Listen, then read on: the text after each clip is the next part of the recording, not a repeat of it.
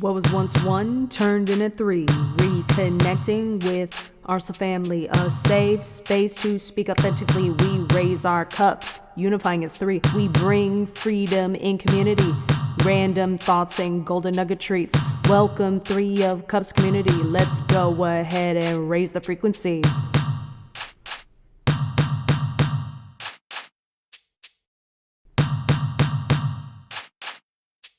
And you're trying to push for attention during a period of time that they are choosing themselves to be with themselves because they just want to be with themselves, you become the problem there too, because you're not learning to give the partner space to enjoy their own company while they're in a relationship with you and while they're sharing a home with you.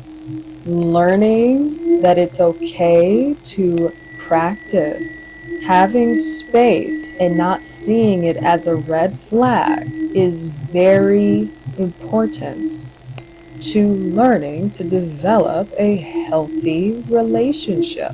Them wanting to spend time alone in their own territory that they've created for themselves actually has nothing to do with you most of the time. Other times, it just might. It just might have a lot to do with you too. It depends on the situation, the person, and the relationship and where it's at. A lot of the time when it comes to it actually not having anything to do with you, a lot of the time they just want to spend time with themselves because they enjoy their own company and they enjoy diving into, this example was about gaming. They enjoy having fun gaming when they have time for themselves. That is their playtime when they're not connecting with people. That may actually potentially, possibly be their form of personal therapy and playtime. You seeking to interrupt it and complain about it and treat it like it's a problem in a sense, is you becoming the problem, especially if they're already spending time with you other days of the week. Especially even if they spend time alone in their space and they come out to check on you. If they come out to check on you, say hello, see how you're doing, and then they go back to what they're doing, they're not ignoring you. They're not avoiding you. They're telling you that they're just chilling. They want to have time to themselves, but they also want you to know that they're still here. Those are green flags. Those are green flags, y'all.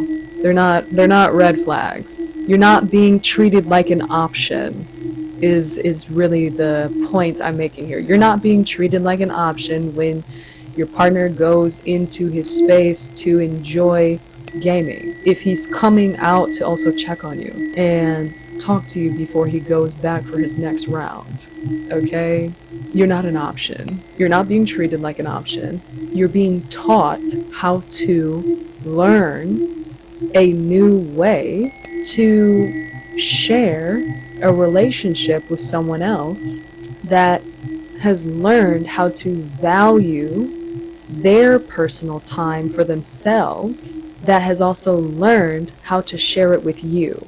For people that actually are avoiding you while they're in a relationship with you, and it's obvious that it's intentional, then yeah, it is all about that. They are doing that because of you. And you are going to have to get to the root of why that is. But it can't be through conflict. It can't be through conflict. Because if you root a lot of the approaches to this through conflict, you're only validating the reasons they're avoiding you in the first place. You're only validating what you're still choosing to not take responsibility for with how you're showing up in the relationship in the first place. You're only validating everything that caused them to avoid you and practice avoiding you in the first place. Mind you, avoiding you in the connection usually is also stemming from someone that is trying to avoid conflict because they don't want to have a conflict. They feel suffocated because they feel like they're not getting enough space. There's a lot of variables that can be involved in this, but a lot of the time You can't approach that through conflict or trying to start a conflict just to actually finally have a form of communication. If that's the only way you know how to communicate, then the root start of where you start with this is asking yourself, what ways can I learn to communicate what I need differently without constantly pointing the finger at the person I need to talk to and claiming that they're the causation or the problem for practically everything I'm complaining about. And like, for how long you game, for how long he games, it concerns me. I mean, a straight, 5 hours, a straight 4 hours a night, for the rest of those days of the week that we don't connect or spend time together where he's in his man cave, I'm sitting up here concerned because I'm like, oh my gosh, does he want to do anything outside of gaming? And is he gonna forget about me? The world cannot always revolve around you. He likes his space. Does he know I want to connect with him and talk to him even though he's gaming for that long? Does he even understand that I'm feeling abandoned right now? Does he understand where I'm coming from? I don't know. And when I try to tell him I'm feeling insecure. The part about where she describes, does he know that she's feeling abandoned right now, where she's coming from, what she's feeling, what she's going through,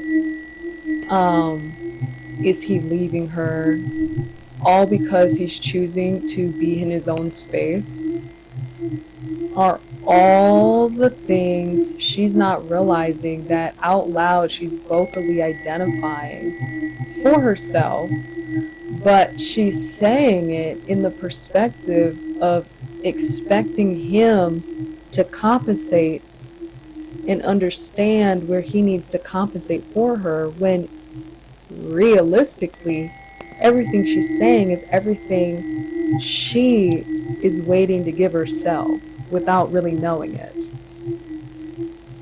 So she's spiraling because the person she's with is not compensating for the things that she's listing off vocally. She's in a state where she is verbalizing what she's freaking out about, which is the first step, but she's not paying attention to the fact that everything she's saying is her expecting him to compensate for what she's saying. So, her worried if he's leaving her.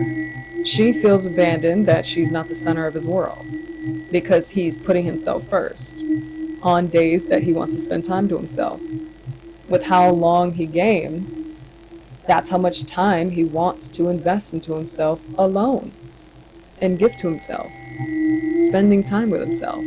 Yeah, there could be other moments and times where if it has nothing to do with him wanting time to himself, he's just probably then overstimulated and depressed about how his current connection is and not sure what to do about it, if he still wants to actually be with her in the connection or not.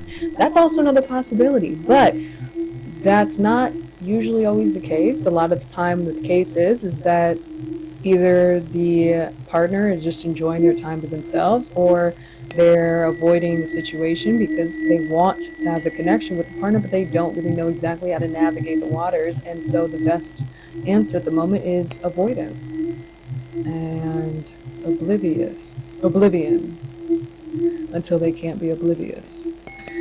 He doesn't take me seriously. He tells me I'm being overdramatic. He's telling me I'm being overdramatic. Nah, you're just expressing your shadow wounds and triggers is all, and seeking him to fix those for you.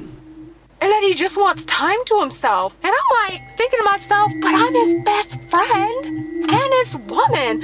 Why would he want to spend time away from me? He's likely overstimulated and seeking a space to feel he can be who he wants to be and not told to be. I mean, what did I do? Listen, you've got abandonment issues and you're suffocating him. Go and look in the mirror at yourself. Stop looking at that man. And no, I am not sorry for how I said that to you. You were also getting in your own way of having a healthy relationship with him. Not him, you. You are getting in your way of having a healthy relationship through nitpicking and nagging and suffocating him in the relationship. He is protecting his peace from you. And I am not sorry I said that either. The person listening to her vent and speak her position of disagreement of treatment, most people would perceive that person as being very heartless, very disconnected, and very just mean. And that's a natural reaction that most